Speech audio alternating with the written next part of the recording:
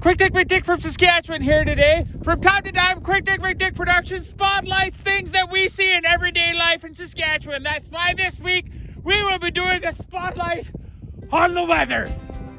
Now, the weather is one of the most important things here in Saskatchewan, obviously, because the agriculture industry 100% relies on it to grow the world's food. But more importantly, the weather is a required part of conversations between community members here in Saskatchewan. According to the Saskatchewan telephone etiquette requirements, the weather must be discussed immediately following asking how the family and kids are doing. Hello. Hey, Nick, how's she going today?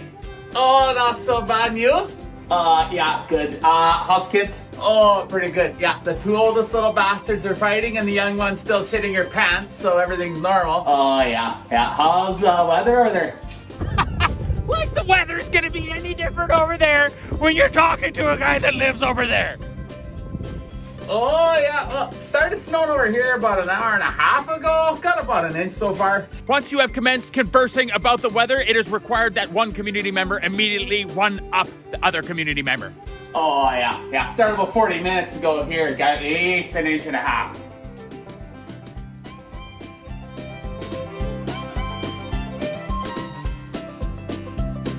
Predicting the weather was somewhat of a honed skill back in the day. So let us check in with our resident old fart, Quick Dick McDick, to exemplify some of the ways in which our ancestors predicted the weather. Quick!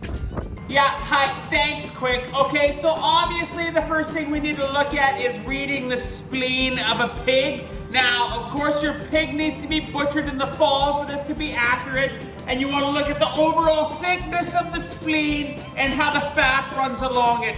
Very, very accurate for predicting the weather, and also very delicious if you slice it, bread it, and fry it afterwards. Yeah. Sounds delicious. Okay, Quick, what's next? Oh yeah, great. Okay, so we're also gonna wanna look at hoarfrost on the branches of trees. If you notice a morning where there is significant hoarfrost accumulated on the branches, you will know that 6 months from that exact day, you will be getting rain. Highly accurate. Yes, the hoarfrost. What else have you got for us, Quick? Oh yes, we must also remember that rhymes are very important when predicting the weather, such as fog in September means snow in December. Because it rhymes, it must be true. Yes, nothing like a good rhyme. What about any technical instruments from the past, Quick? Oh yes, glad you asked, Quick. We have the barometer, because nothing works better to predict the weather than hanging a fancy glass bowl of water on the wall. It also doubles to be very effective as a fly catcher in the summer months. Yeah. Absolutely. How could one forget about that? Anything that we're missing, Quick? Oh yes, of course, Quick. If you want the most extreme and up-to-date weather forecast, make sure to pick yourself up a copy of the latest Farmer's Almanac, because there's nothing like a bunch of cocky bastards that think that they can predict the weather a whole year in advance. There's also some good homesteading and gardening tips in there too. Yes, of course, the Farmer's Almanac. A big thank you to our resident old fart, Quick Dick McDick, for his throwback to the past on predicting the weather. It's quite the world we live in now, with companies like Farmer's Edge that have got fancy mobile weather stations and satellite imaging. We've got more information about the weather at our fingertips than we've ever had before. And of course, we can always check our smartphones for up-to-date weather information on severe weather systems that are on their way.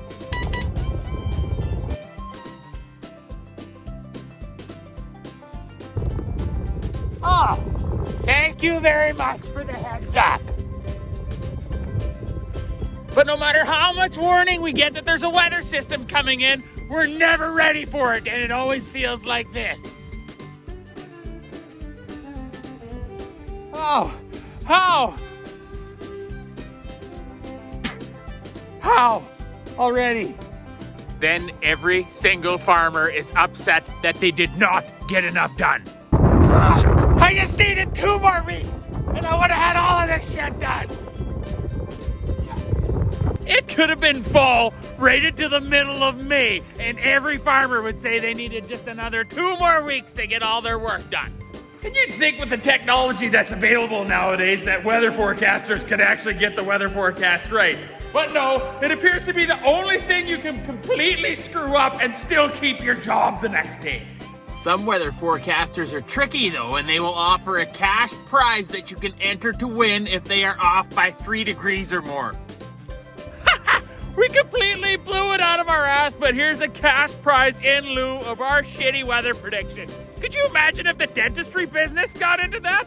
Well, we pulled the wrong tooth on Edna, but Gertrude entered the wrong tooth draw 2 months ago, so she gets $500 worth of free dentistry work. You would be out of business in a month. Of course, the most important thing about reporting the weather is that you display the weather in both Celsius and Fahrenheit, so both the older and younger generations know what the hell the temperature is. Precipitation must also be reported in inches and centimeters unless you are one of the lucky few Canadians who is bilingual. By bilingual, QuickTik does not mean parle en français. He means translate inches to centimeters without using Google. This has been Spotlight on the Weather. Until next time, this is QuickTik McDick signing off, reminding you nothing brings community members together like spending an hour talking about the weather. We'll catch you next time.